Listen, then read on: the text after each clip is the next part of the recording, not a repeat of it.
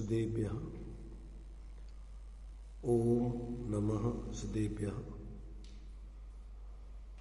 ओम नमः सदेभ्यः। मंगलम भगवान वीरो मंगलम गौतमो मुनि मंगलम कुंद कुंदात्यो जैन धर्मोस्तु मंगलम सर्वमंगल मांगल्यम सर्वकल्याणकारकम प्रधानम सर्वधर्माणां जैनम जयतु शासनम जैनम जयतु शासनम वंदितु सर्वसिद्धि ध्रुवमचलमणोभवं गतिं पत्ते मोच्चामि समय पाहुड़ विणमो सुदकेली गणिदम् नमः समय साराय प्राणभूत्या चकाशति चित्स्वभावाय भावाय सर्वे भावान्तरच्चिदे।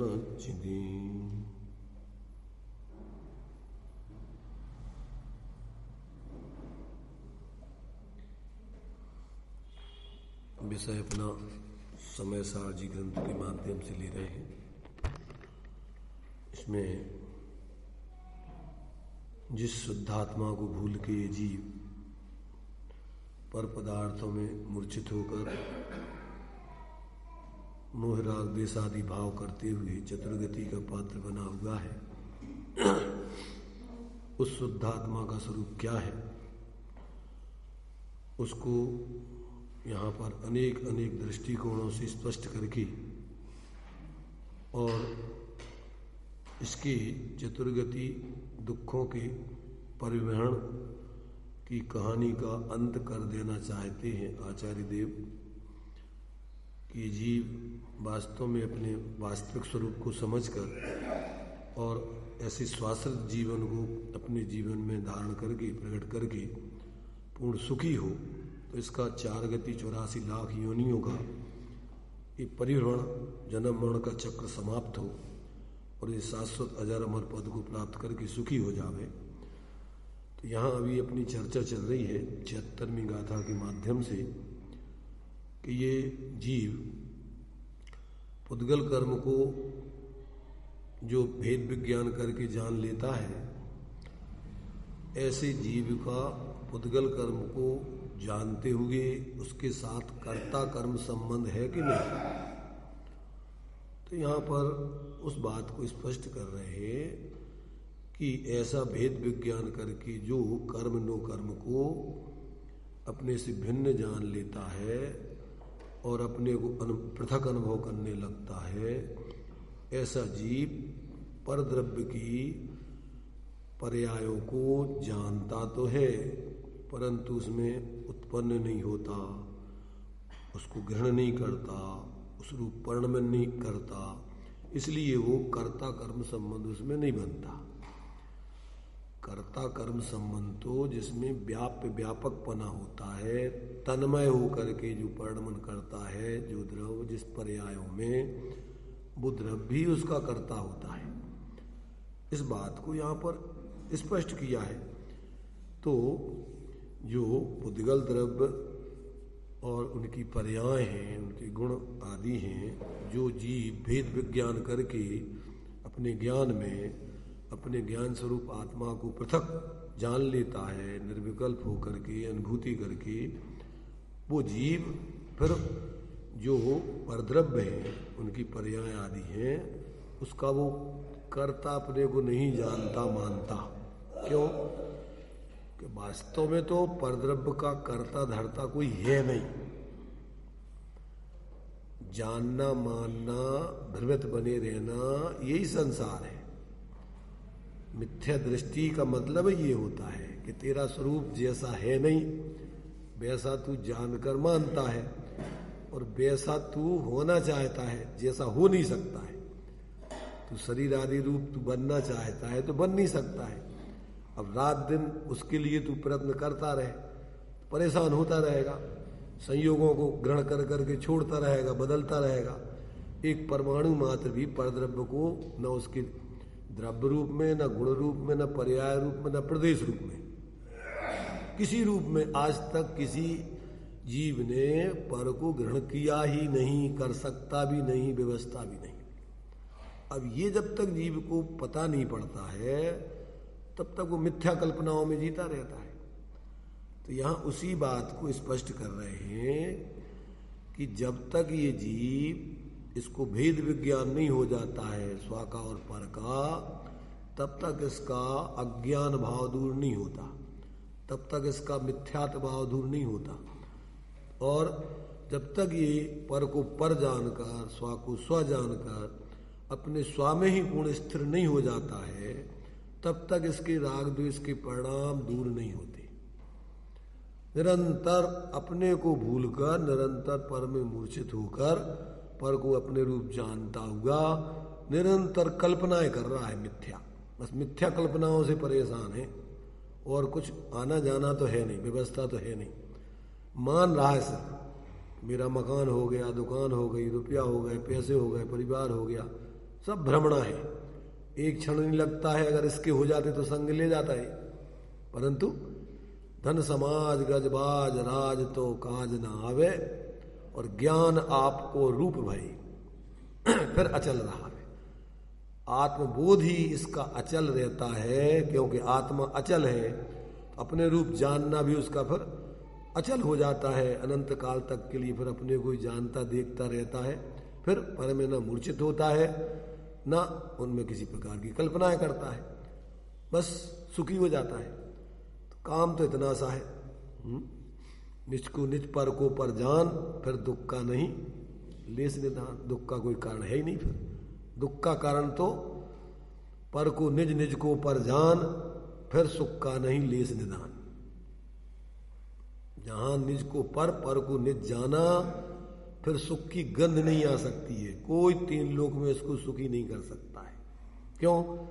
कि स्व पर बनता नहीं है, पर स्व बनता नहीं है। अब ये जबरदस्ती बनाना चाहता है या मानता रहता है तो परेशान होता रहता है, क्योंकि वो तो सब जो संयोग है बदलते रहते हैं, इसके हिसाब से कोई रहते ही नहीं है। इसलिए परेशान है अपनी मूर्ताओं से, अपने भ्रम से। किसी पर से परेशान नहीं है, ना अपने स्वरूप से परेशान है, अपनी भ्रांति से परेशान है। जीव के लिए कौन सा रोग है? भ्रम रोग। आत्म भ्रांति सम रोग नहीं।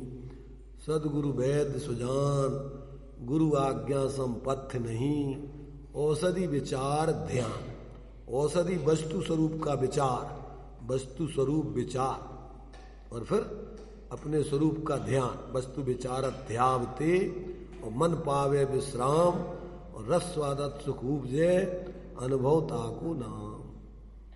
और अनुभव चिंता मणिरतन, अनुभव है रसकूप, और अनुभव मार्ग मोक्ष को, और अनुभव मोक्ष स्वरूप। जितना जितना अपने स्वरूप की लीनता हो जाएगी, उतना उतना आनंद, और अस्थिरता उतनी उतनी आकुलता। पर पहले तो स्वा को स्वा, पर को पर जानो, फिर स्थिरता का उसमें क्रम है। या तो सामर्थ्य हो तो एक साथ अंतर्मुक्त में ही कर सकता है, पर अगर नहीं करता है तो क्रम क्रम से करे, स्टेप बाय स्टेप। गुण स्थान प्रमाण, फिर चौथे गुण स्थान की लीनता कर ले तो वो चौथे गुण स्थान की लीनता धारा प्रवाह भेद विज्ञान पूर्वक कोई जीव 66 सागर तक चौथे गुण स्थान की साधना कर सकता है। कितने सागर तक? 66 सागर तक। पंचम गुण स्थान की साधना ज्यादा है ज्यादा 8 वर्ष, अंतर बहुत कम 1 कोटि पूर्व तक कर सकता है। मनुष्य त्रियंच पर्याय में हो सकती हो। मुनिपन की साधना भी छठम सप्तम गुण स्थान में रहने वाले स्वस्थान अप्रमत्त प्रमत्त की साधना कितनी कर सकता है वो निरंतर? उसमें भी अंतर मुहूर्त 8 वर्ष, अंतर मुहूर्त कम 1 कोटि पूर्व वर्ष तक कर सकता है। और आगे की साधना तो अंतर मुहूर्त से ज्यादा 12वें गुण स्थान तक कोई गुण स्थान नहीं है। या तो नीचे आओ या ऊपर जाओ। 8 में, वैसे तो छठ में 7 में गुणस्थान में भी लगातार एक गुणस्थान में अंतर्मुहूर्त से ज्यादा नहीं रह सकते। पंचम गुणस्थान में तो धारा प्रवाह है, 8 वर्ष अंतर्मुहूर्त कम 1 कोटि पूर्व तक रह सकते हो। पर मुनिराज की अवस्था में छठम सप्तम गुणस्थान स्वस्थान बदलते हुए में 1 कोटि पूर्व तक 8 वर्ष अंतर्मुहूर्त कम रह सकते हो। हाँ, परंतु एक गुणस्थान में रहने का काल तो सिर्फ ज्यादा है तो या तो पहले गुणस्थान में है या चौथे गुणस्थान में है या 5वें गुणस्थान में या फिर 13वें गुणस्थान में। इस एक गुणस्थान में जीव ज्यादा समय तक टिक सकता है और बाकी गुणस्थानों में तो दूसरे गुणस्थान में तो कम से कम एक ही समय है और बाकी गुणस्थानों में अंतर्मुहूर्त का टाइम है। अंतर्मुहूर्त से ज्यादा किसी गुणस्थान में नहीं रहा जा सकता, चाहे तीसरा हो, चाहे छठवां सातवां हो, चाहे 8वां हो, चाहे 9वां हो, चाहे 10वां हो, चाहे 11वां हो, चाहे 12वां हो और चाहे 14वां हो। 14वां गुणस्थान भी आयु 5 रस बराबर टाइम है। 13वें गुणस्थान में रह सकते हो ज्यादा अरहंत दशा में। कितना हो? वो भी 8 वर्ष अंतर्मुहूर्त, थोड़ा इन गुणस्थानों से ज्यादा अंतर्मुहूर्त टाइम लगेगा उसमें, तो 8 वर्ष अंतर्मुहूर्त विशेष और 1 कोटि पूर्व वर्ष तक, कुछ कम 1 कोटि पूर्व वर्ष तक रह सकते हो। 8 वर्ष के बाद और अंतर्मुहूर्त बीच में जितने गुणस्थानों में ऊपर चढ़ने में लग जाए उतना टाइम लगाकर और बाकी समय 13वें गुणस्थान में रह सकते हो पूर्वी। और अंत में जब आयु पूरी हो जाए तो 14वें गुणस्थान में आयु थोड़ा है इतना टाइम लगा करके और बस मोक्ष। पहला गुणस्थान बादशाही गुणस्थान अनादि अनंत भी रह सकता है, अनादि काल से तो चल ही रहा है और अनंत काल भी रह सकती है, रहते हैं। अभव्य जीव तो रहते ही है और दूरान-दूर भव्य भी रहते हैं। अब वहां से निकलने के बाद फिर जीव संसार में ज्यादा नहीं टिक सकता है। एक बार यदि पहले गुणस्थान से निकल गया तो फिर तो ज्यादा से ज्यादा अर्धपुद्गल परावर्तन काल में उसको मोक्ष जाना ही जाना है। एक बार जीव को यदि वेद विज्ञान आत्मज्ञान हो गया तो फिर संसार में रहने की ज्यादा व्यवस्था नहीं है। तो यहां पर जब तक जीव को भेद विज्ञान नहीं होता, आत्मज्ञान नहीं होता, अपने को ज्ञान स्वरूप चेतन रूप अनुभव नहीं करता, जब तक ये शरीर आदि रूप अनुभव करता है, इन सब का कर्ता धर्ता बना रहता है, तब तक ये जीव मिथ्या दृष्टि बना रहता है, तब तक दुखी है। इसके लिए कोई सुखी नहीं कर सकता जब तक ये स्वयं भेद विज्ञान नहीं करे। भगवान भी तुम्हारे लिए सुखी नहीं कर सकते अगर तुम स्वयं भेद विज्ञान करके आत्माराधना नहीं करो तो। भगवान तो तुम्हें सुखी होने का मार्ग बता सकते हैं, गुरु भी बता सकते हैं, शास्त्र भी बताते हैं, ज्ञानी भी बताते हैं, परंतु तुम्हें सुखी कोई नहीं कर सकता है और तुम्हें दुखी भी कोई नहीं कर सकता है। अगर तुम स्वयं मिथ्या दृष्टि बने रहो तो तुम्हें कोई सुखी नहीं कर सकता है और अगर तुम सम्यक दृष्टि बन जाओ तो तुम्हें कोई दुखी नहीं कर सकता है। व्यवस्था स्वयं से ही है, जो कुछ भी है पूर्ण स्वतंत्रता है। दुखी रहने में भी पूर्ण स्वतंत्र हो और सुखी होने में भी पूर्ण स्वतंत्रता है। ये बात समझ में आ जाए तो हम दूसरों की तरफ देखना बंद कर दें, उलाहना देना, शिकवा शिकायतें करना। क्यों? कि कोई किसी को दुखी नहीं कर रहा है।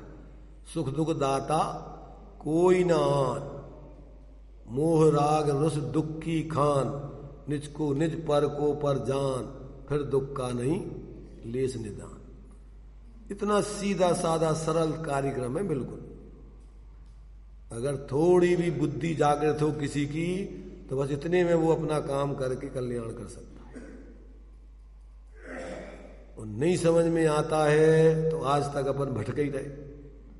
पंच परावर्तन में अपन ने अगर मुनिराज की दशा भी द्रवलिंगी पने की पाई होगी तो अनंत बार उपदेश भी सुना होगा, क्योंकि बिना उपदेश सुने तो अपन मुनि धारण कर नहीं सकते। परंतु अपने मनमाने तरीके से अपन ने समझा, जिनवाणी के हिसाब से समझा नहीं।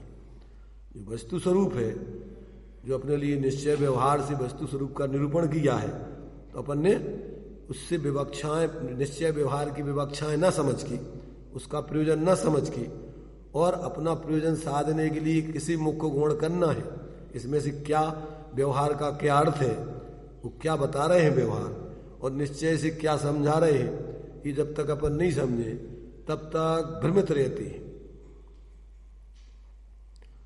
जीव को अपने स्वरूप का बोध कराने के लिए संयोग आदि की तरफ से जीव का स्वरूप बताया जाता है, परंतु संयोग आदि जीव नहीं है, समझ रहे ना। व्यवहार से जीव को, जो अपन कहते हैं शरीर आदि के साथ में एक इंद्रिय, दो इंद्रिय, मनोस्त्रियंश, ये सब उपचार सद्भूत व्यवहार का कथन है, क्योंकि जीव अनादिकाल से इन संयोगों के साथ रह रहा है, पर आज तक एक भी संयोग रूप नहीं हुआ। क्या नहीं हुआ?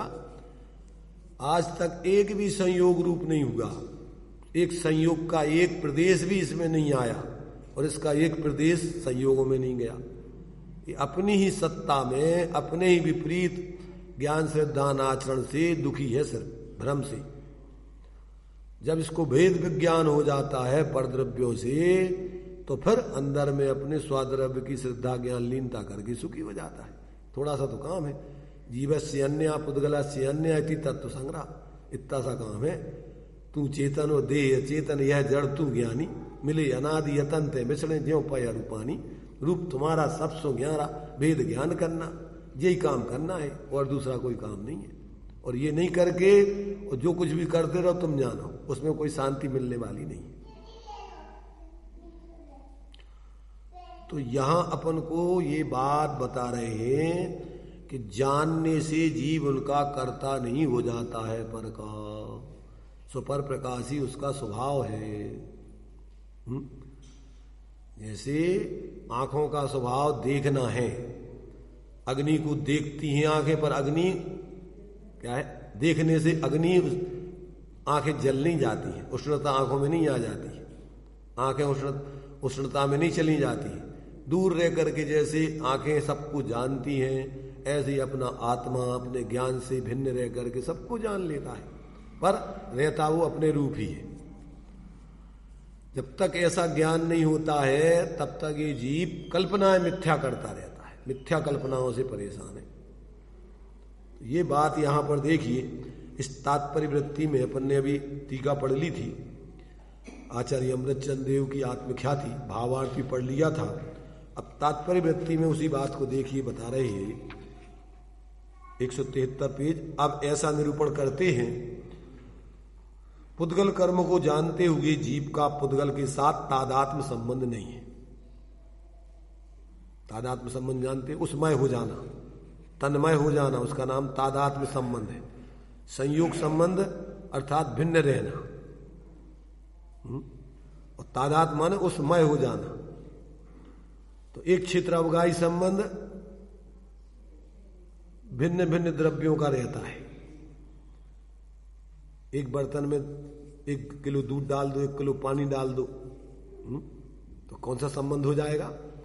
एक क्षेत्र अवगाह संबंध। जिस क्षेत्र में पानी है उसी क्षेत्र में दूध है, परंतु दूध अलग है और पानी अलग है। पानी का कोई भी एक प्रदेश दूध नहीं बन जाएगा, दूध का प्रदेश पानी नहीं बन जाएगा। ऐसे ही आत्मा क्या है, इस शरीर कर्म के साथ में एक क्षेत्र अवगाही संबंध रूप से संसार में रह रहा है, परंतु कर्म का और शरीर आदि का एक प्रदेश कोई भी आत्मा नहीं बन गया, आत्मा का कोई प्रदेश शरीर आदि नहीं बन गया। जब शरीर के नहीं बन गए एक क्षेत्र अवगाही वाले, तो बाहर के तो प्रगट जुदे धन धाम वे अपने कैसे बन जाएंगे? 12 भावना में पढ़ते अपन, जल पय ज्यों जिय तन मेला, पे भिन्न भिन्न नहीं भेला, तो कहो प्रगटे जुदी धन धामा, क्यों होए मेल एक सोते रामा। ये गाने के लिए नहीं है, पढ़ने के लिए नहीं है, समझने के लिए है। अपन लयबद्ध होकर के बढ़िया संगीत में सुन लेते, सुना देते हैं, पर संगीत में राग रंग के पोषण के लिए नहीं लिखी है। अपन तो रागी जीवों को धर्म के क्षेत्र में भी अपन राग कसायों का पोषण करते रहते, पूजन सब चीजें बढ़िया अच्छे राग रंग में लय में गा करके मस्त हो जाते, और वे लिखी हैं समझने के लिए, और अपन क्या कर रहे हैं उससे, उसी से वर्ष नशा कर रहे हैं। वे चीजें अपन ने नशे का कारण बना ली।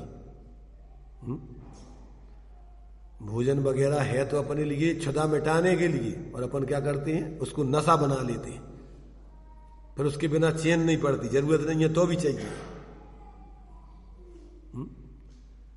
ये सब चीजें अपन को काहे के लिए, समझने के लिए, कैसे राग रंग करके और मस्त हो जाने के लिए, वेद विज्ञान करने के लिए लिखी, पूजने के अपन को सिर्फ गा बजा करके मस्त हो जाने के लिए लिखी।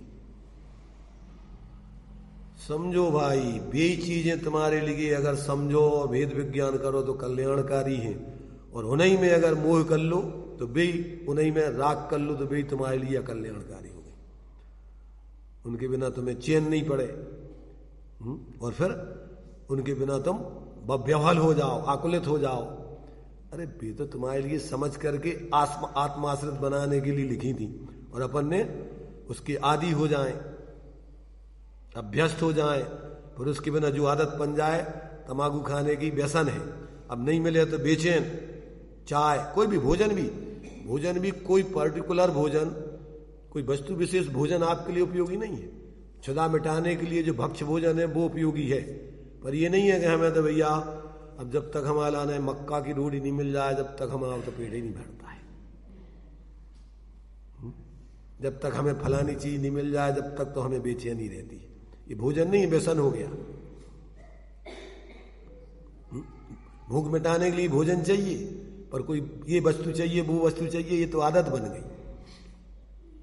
और हर समय एक सा नहीं चाहिए भोजन, जिस समय आपको भूख हो तो चाहिए, और भूख नहीं है तो अब भोजन बन गया तो भोजन नहीं चाहिए, अब कि टाइम हो गया तो भैया भोजन कर ले, जरूरत नहीं है तो भोजन करना कि नहीं करना, चलो भोजन को टाइम होगा।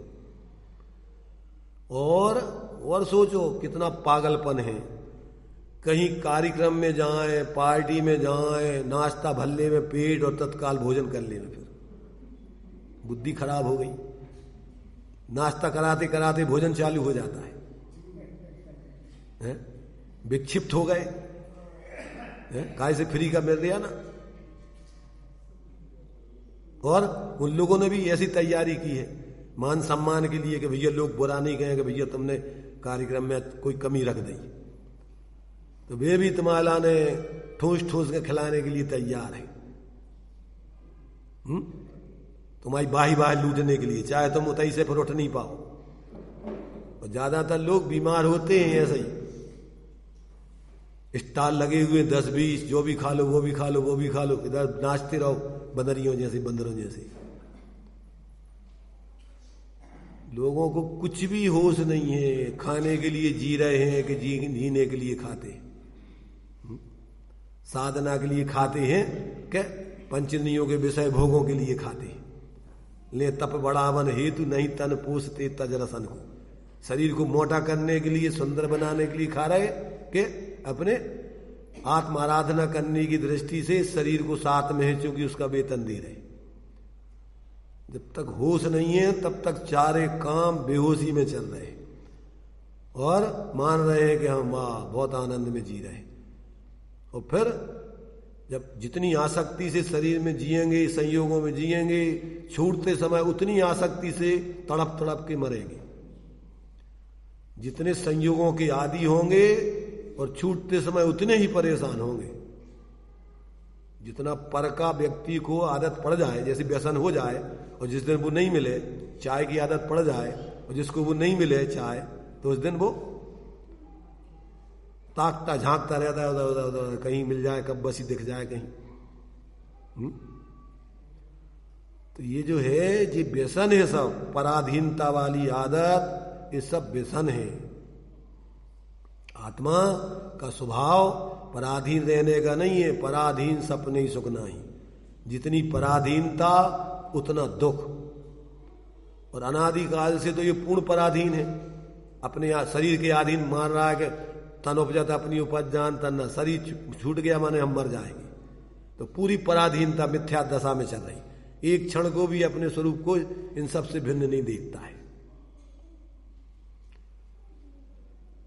तो ये जो है अपना तो सिर्फ अकेला, ज्यादातर तो औपचारिक रूप में धर्म में भी अपन ने पराधीनताएं बना ली। जो आदत डाल ली वो नहीं हो तो बेचैन होगा उस दिन।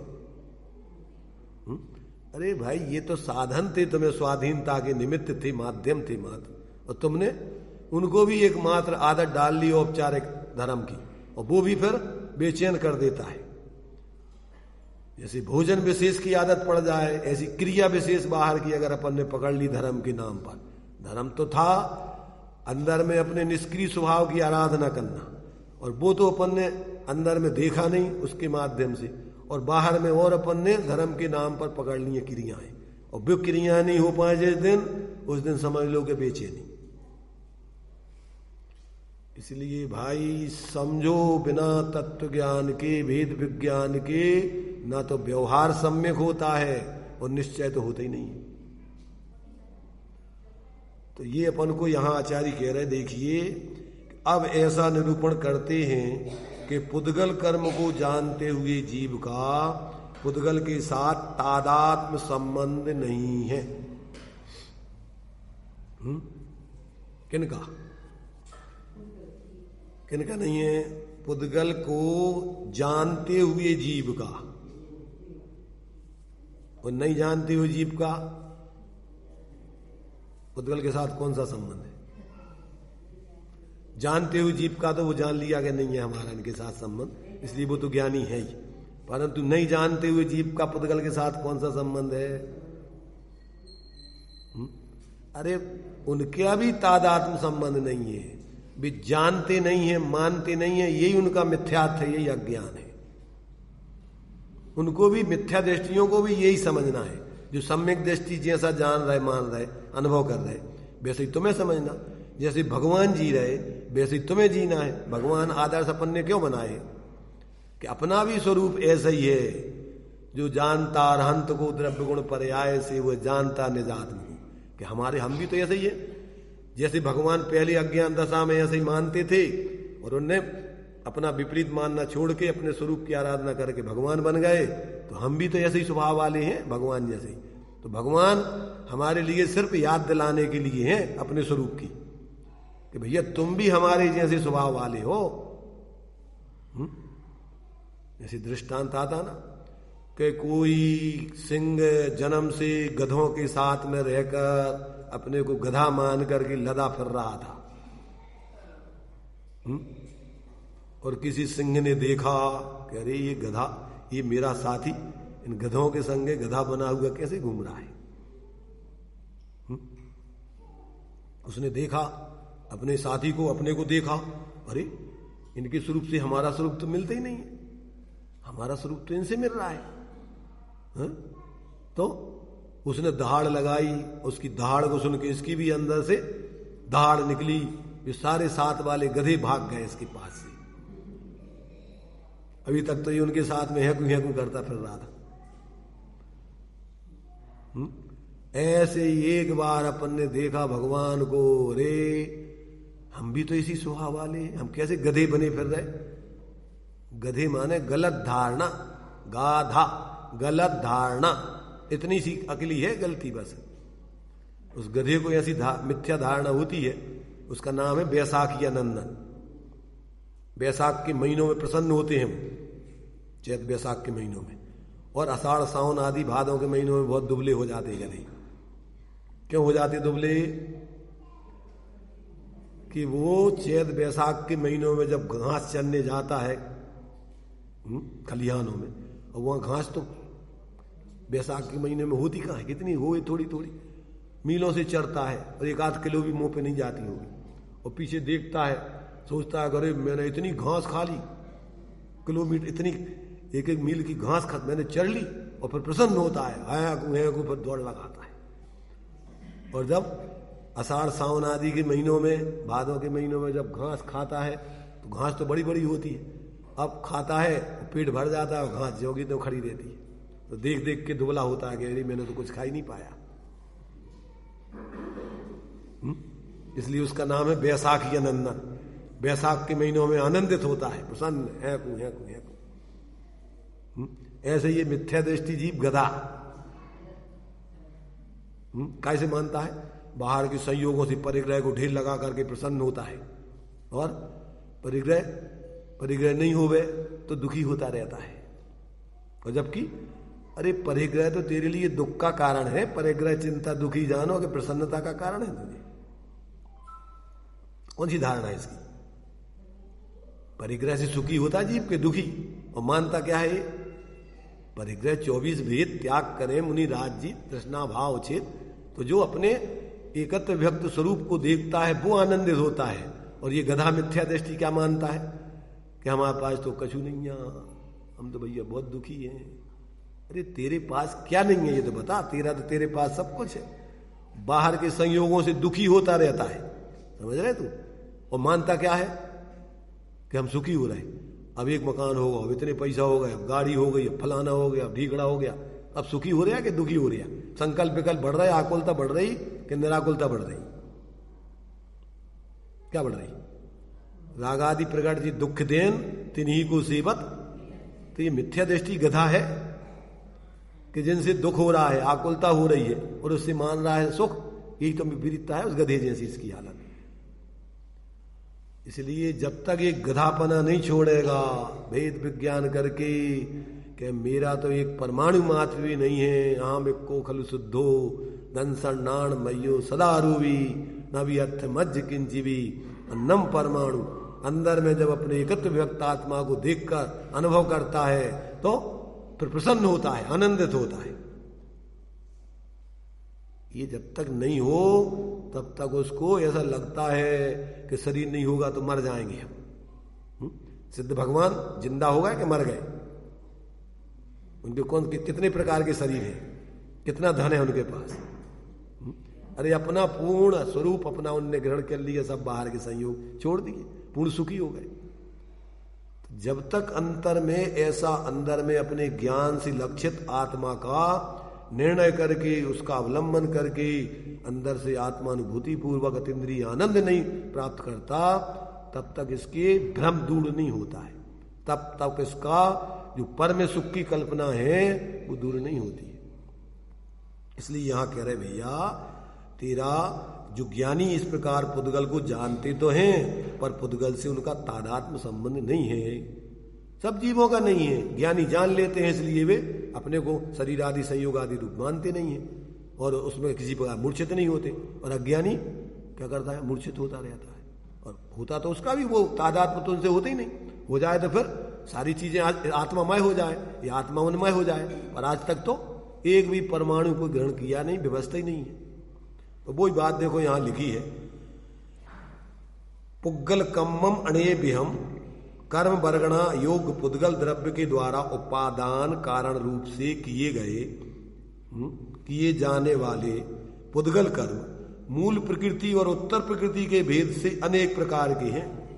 8 प्रकार के ज्ञानावरणादि कर्म, मूल प्रकृति 8 और उत्तर प्रकृति फिर भेद प्रभेद बहुत है, 148, पर और सूक्ष्म करो तो भेद बहुत हो जाते, अनेक प्रकार के। जानन तो भी हुणानी, ज्ञानी पुरुष उनको जानते हैं। कौन से? कहते हैं उनको विशिष्ट भेद ज्ञान से, स्पष्ट जानते हुए भी विशिष्ट भेद ज्ञान से, अकेले मात्र क्षयोपम ज्ञान से, धारणा ज्ञान से, शास्त्र ज्ञान से नहीं, विशिष्ट माने आत्मज्ञान पूर्वक, समाधि में लीन होकर अपने स्वरूप के अनुभव पूर्वक, ऐसे विशिष्ट भेद ज्ञान से स्पष्ट जानते हुए भी वह कर्ता कौन है? सहजानंद एक स्वभाव रूप शुद्ध आत्मा को और रागादि आश्रव भावों को जानने वाला भेद ज्ञानी आत्मा है। न भी परिणमदि न गृण्यति उपपज्यति न पर दब पज्जाए।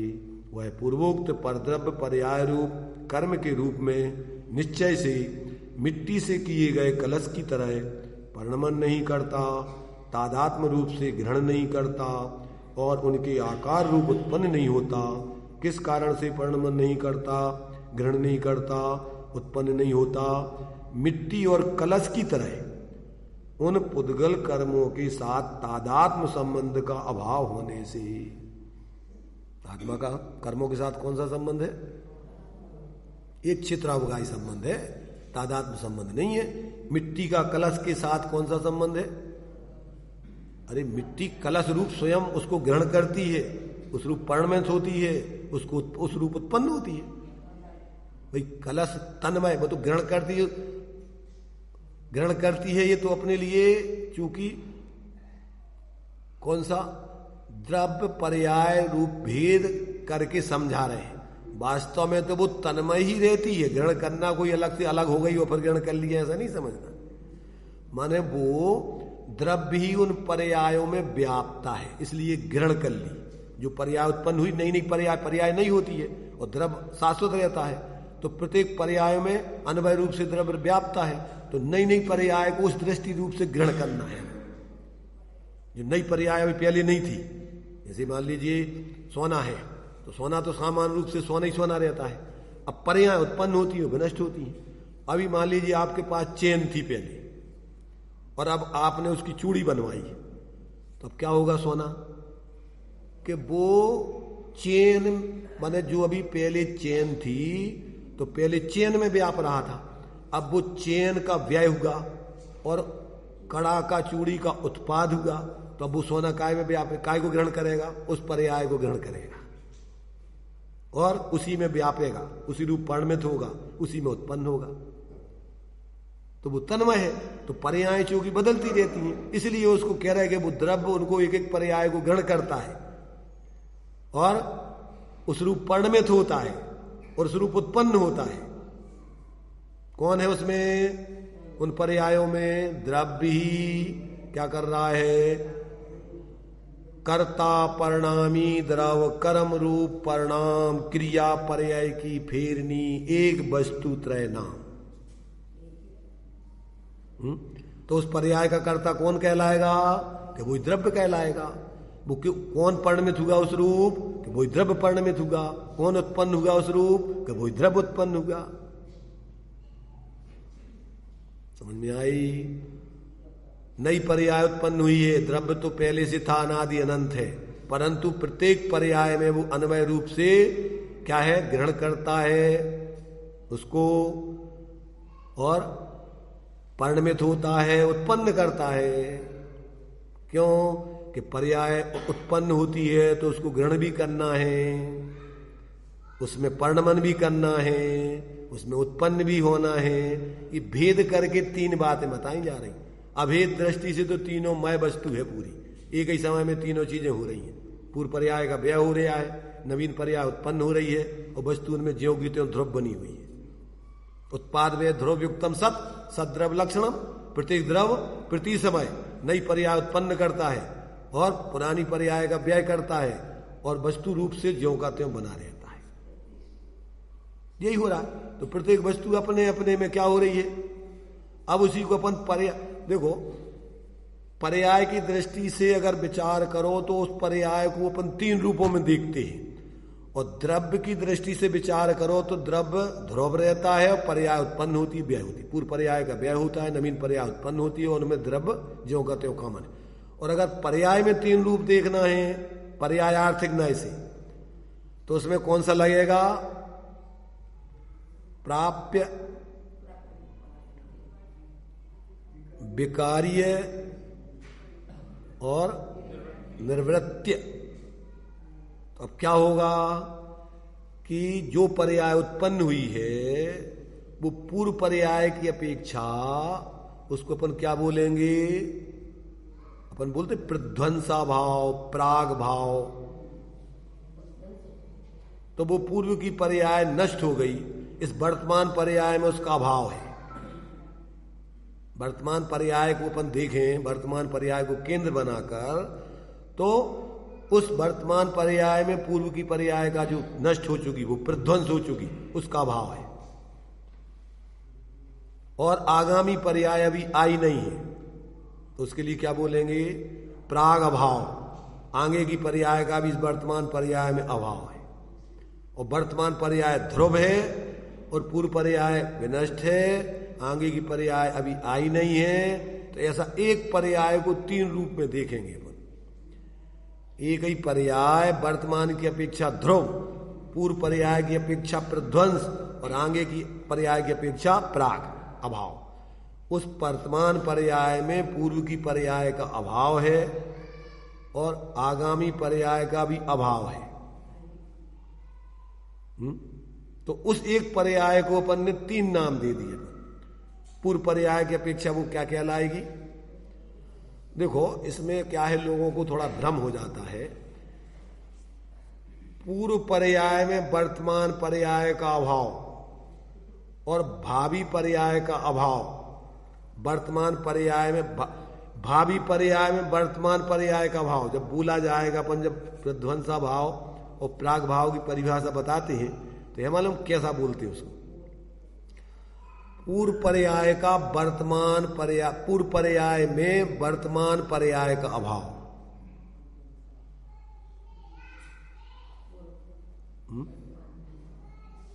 किसे बोलते? प्राग भाव। जो प्राग भाव का मतलब जो पहले पर्याय थी उसमें इस वर्तमान पर्याय का अभाव बताना। किसमें? जैसे मान लीजिए अभी अपन मनुष्य हैं, अपनी मनुष्य पर्याय है, तो पहले देव थे, तो उस देव पर्याय में वर्तमान पर्याय का अभाव बताना ये प्राग भाव है।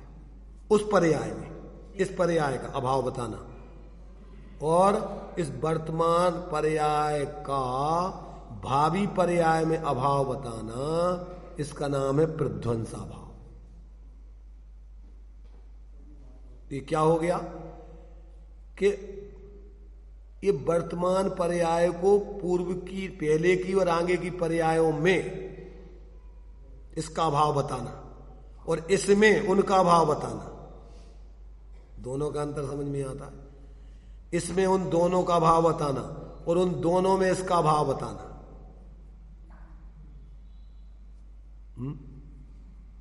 नहीं आया समझ में? अभी जैसे अपन मनुष्य हैं तो अपन कहें कि जब हम देव थे तब मनुष्य नहीं थे, और जब हम त्रियंश हो जाएंगे अथवा जो भी पर्याय अपन आगे की प्राप्त करेंगे तो ये पर्याय नहीं रहेगी। तो इसका मतलब क्या है? इसका मतलब ये है कि एक समय में एक ही पर्याय रहती है, परंतु एक पर्याय एक एक समय की बदलती रहती है, ज्यादा समय नहीं रह सकती। तो एक एक समय के बाद दूसरी पर्याय हो जाएगी। तो अब इस पर्याय में मान लीजिए अपन अभी ऐसा सोचो कि पूर्व में कोई जी मिथ्या दृष्टि था,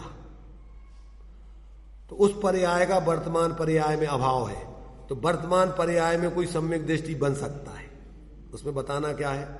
अगर पूर्व पर्याय में कोई मिथ्या दृष्टि था तो अब ये ना सोचे कि वो मिथ्या दृष्टि बने रहेगा। क्या कर सकता है? वो इस वर्तमान पर्याय में उसका अभाव कर सकता है। अगर ऐसा नहीं होवे तो क्या है? कार्य अनादि ठहरे। अब एक बात, दूसरी बात, भावी पर्याय में इस पर्याय का अभाव हो जाएगा। यदि वर्तमान में आप मिथ्या दृष्टि हो तो भविष्य में सम्यक दृष्टि बन सकती हो। ऐसा नहीं है कि ये पर्याय आगे भी अब यही चलती रहेगी तो अनंत हो जाएगा कार्य। यदि वर्तमान पर्याय आगे भी वही की वही चलती रहे तो कार्य अनंत हो जाएगा। इसलिए कार्य कैसा है? प्रति समय उत्पन्न होता है। पूर्व में जो था वर्तमान में नहीं है, और जो वर्तमान में है वो भविष्य में नहीं रहेगा। तो यदि कोई जीव पहले मिथ्या दृष्टि रहा हो तो वर्तमान में सम्यक दृष्टि बन सकता है। वर्तमान में कोई सम्यक दृष्टि हो, मिथ्या दृष्टि हो तो भविष्य में सम्यक दृष्टि बन सकता है। तो ये नहीं समझे कि भैया अब गलती हो गई अब क्या हो, अरे अगले समय सुधार लो। अगर पूर्व में गलती हुई तो वर्तमान में सुधार लो, ये गुंजाइश है उसमें। समझ में आ रहा कि नहीं? बताने का प्रयोजन क्या है उस पर्यायों का? ऐसा वस्तु स्वरूप ही है वो तो, कि प्रत्येक समय व्यक्ति को सुधरने के चांस हैं।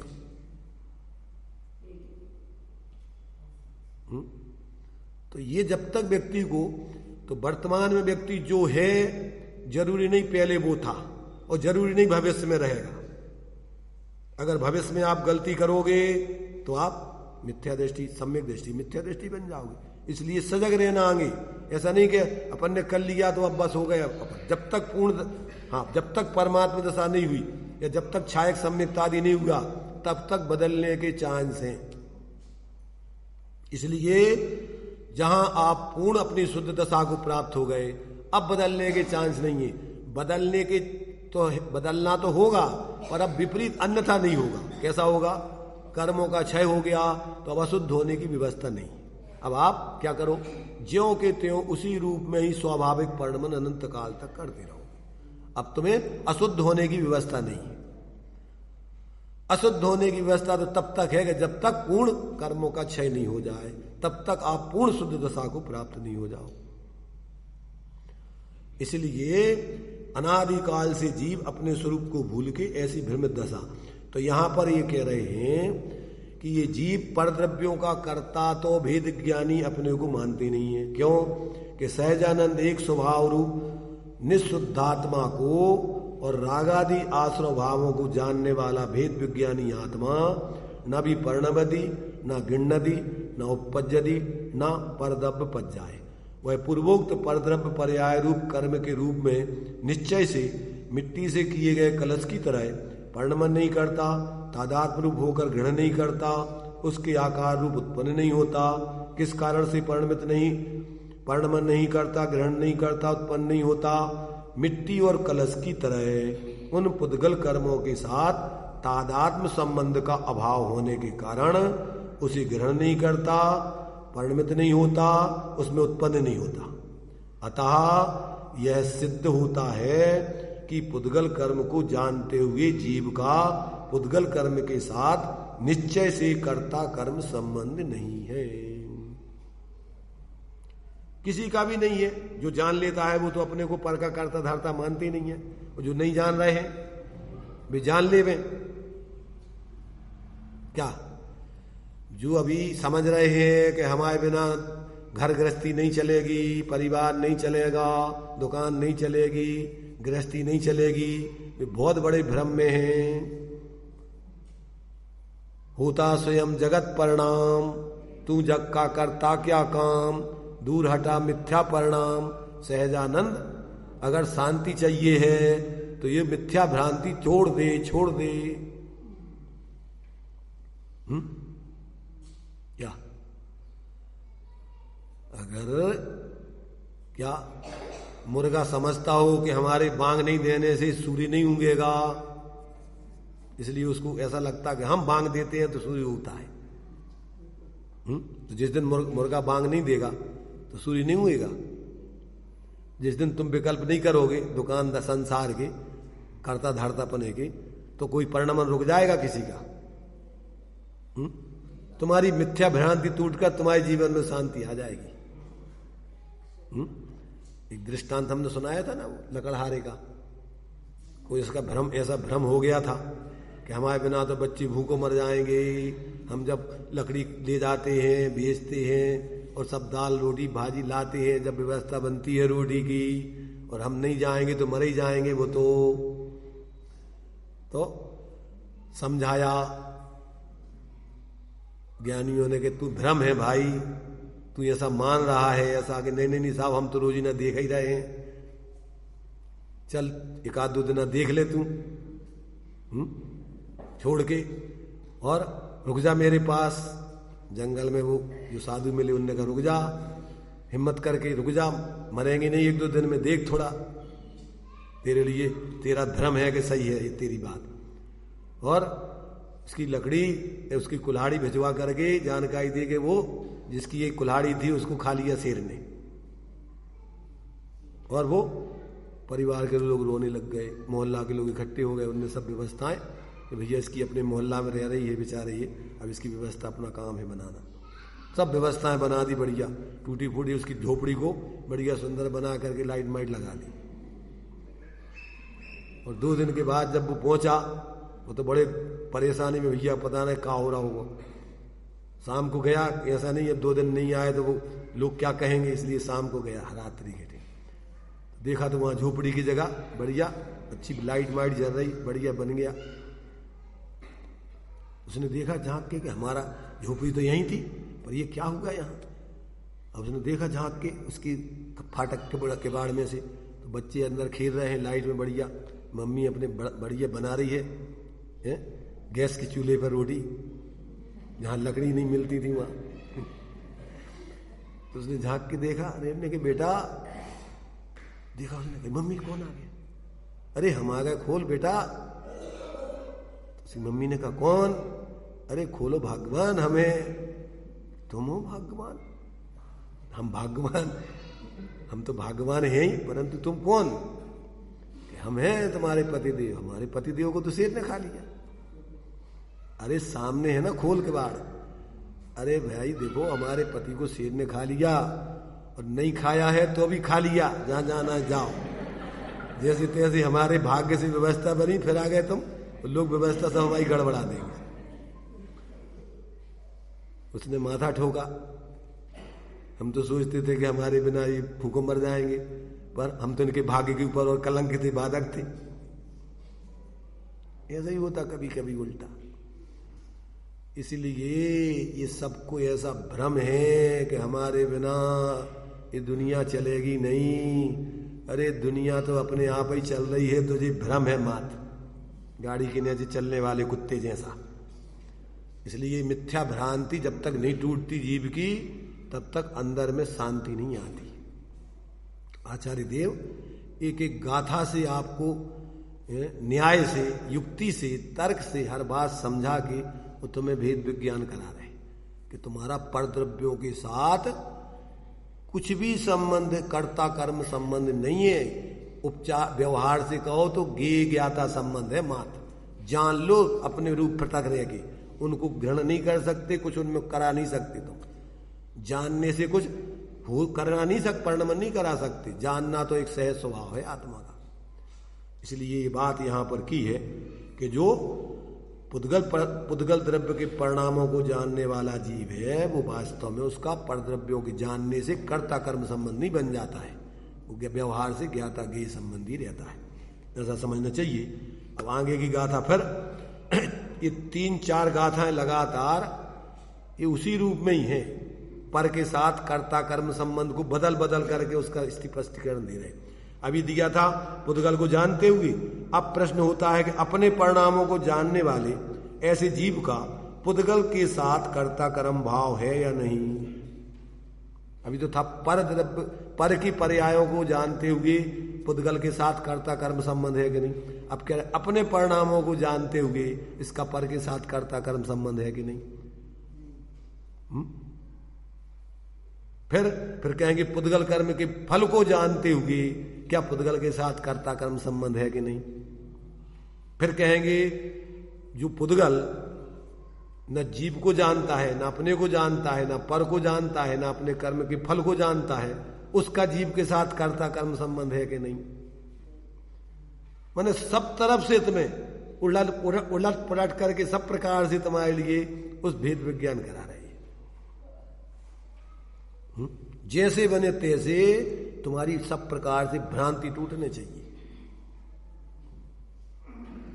तो इस प्रकार से ये अपन को आचार्य देव इसमें पूरा का पूरा जीव जहां जहां अटका हुआ है, जहां जहां उसको भ्रांति होती है, उस प्रकार से उसकी भ्रांति तोड़ने के लिए आचार्य देव ने एक एक गाथा लिखी है, हर दृष्टिकोण से समझाने के लिए।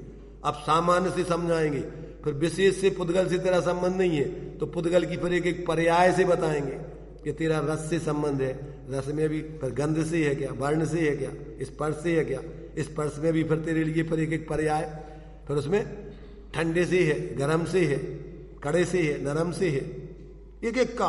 क्योंकि कैसे न कैसे व्यक्ति भ्रमित होता है। तो ये जो है यहाँ पर मात्र व्यवहार से परद्रव्यों के साथ ज्ञाता ज्ञेय संबंध है, और पदार्थों में भी प्रमेयत्व नाम का गुण है, और आत्मा में जानने का स्वभाव है।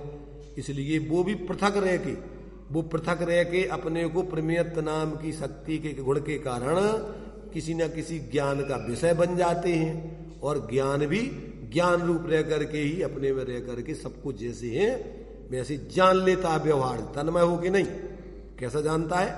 पृथक रह करके सकल ज्ञेय ज्ञायक तदपि निजानंद रसली। ऐसा अपन को यहाँ इन गाथाओं में आचार्य देव बड़े सुंदर तरीके से युक्ति तर्क पूर्वक आपको भेद विज्ञान कराने की कला सिखा रहे हैं ज्ञान में। और अगर अपन सीख लें, और सीख करके अकेले जानकारी करके संतुष्ट नहीं होना है, जानकारी अनुभव के तल पे ले जाना है, और अनुभव करके फिर अब उन सब पर पदार्थों से विरक्त होकर अपने ही स्वरूप में ही पूर्ण स्थिरता जब तक नहीं हो जाए तब तक ये धारा चलती रहनी चाहिए। अन्यथा इस जीव का जो अनादिकाल से भ्रम चल रहा है, और उससे जो इसकी परेशानी चल रही है, चतुर्गति चक्कर पंच परावर्तन रूप जन्म मरण के संयोगों के साथ इस प्रकार की इसकी हालत बन रही है, वो कोई दूर करने में समर्थ नहीं है। इसलिए अपन को यहाँ एक एक बात को बहुत ही वैज्ञानिक तरीके से वास्तविक रूप में, इसमें कोई किसी धर्म और संप्रदाय की बात नहीं चल रही है, ये तो सारे जीव मात्र की बातें चल रही है। सब जीव हैं और सबका स्वरूप ऐसा ही है। ये तो अपन को भ्रम से अपन अलग अलग मान रहे हैं, और सबको ऐसे ही अलग अलग जीव स्वरूप नहीं समझ के कल्पनाएं कर रहे हैं। जाति पाति ये सब कर्म के उदय की परिस्थितियां हैं। सब जीव स्वभाव से एक समान है। जो निगूढ़ में सोई मुझ में सोई मोक्ष मझार निश्चय भेद कछु भी नाही। जब तक ऐसा प्रत्येक वस्तु को द्रव्य रूप से नहीं देखोगे तब तक अपनी ये जीवों के बारे में मैत्री भाव नहीं आएगा। जब सब जीव अपने समान है तब किससे मैं द्वेष करूं, किससे दुष्टता करूं, किससे मित्रता करूं? सब जीव समान है। इसलिए पर उसके लिए सब जीवों के प्रति एक रूपता की परिणति बनती है, पक्षपात खत्म होते हैं, और धर्म के नाम पर जो संप्रदाय बुद्धि से जीवों के प्रति अपन को पक्षपात होते हैं वो सम्यक दृष्टि के जीवन में नहीं चलते हैं। वो नहीं समझते हैं तो उनसे मध्यस्थ रहते हैं, परंतु अपनी तरफ से तो वो सब जीवों को जीव समझ के मैत्री भाव परोक्ष रूप में रखता ही है, और सबके सुख की कामना करता है। सुखी रहे सब जीव जगत के, कोई कभी ना घबरावे, और बैर पाप अभिमान छोड़ जग नित्य नए मंगल गावे। घर घर चर्चा रहे धर्म की, दुष्कृत दुष्कर हो जावे, और ज्ञान चरे तो उन्नत कर अपना मनुष्य जन्म फल सब पावे।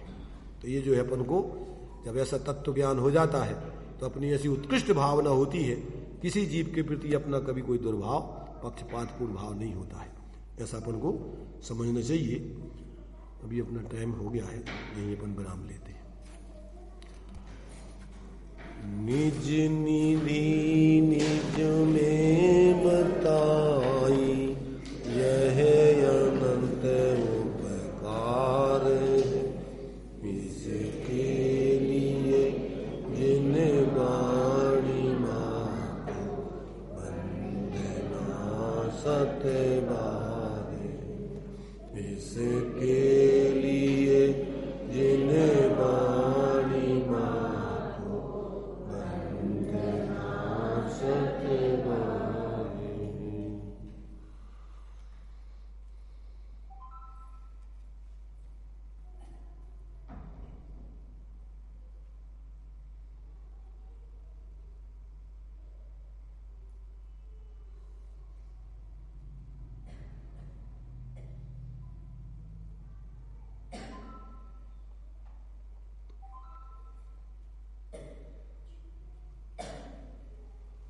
द्वादशांग जन्माणी माता पंच परमेष्टि भगवंतों। बोल दो 2 मिनट रुक जाए।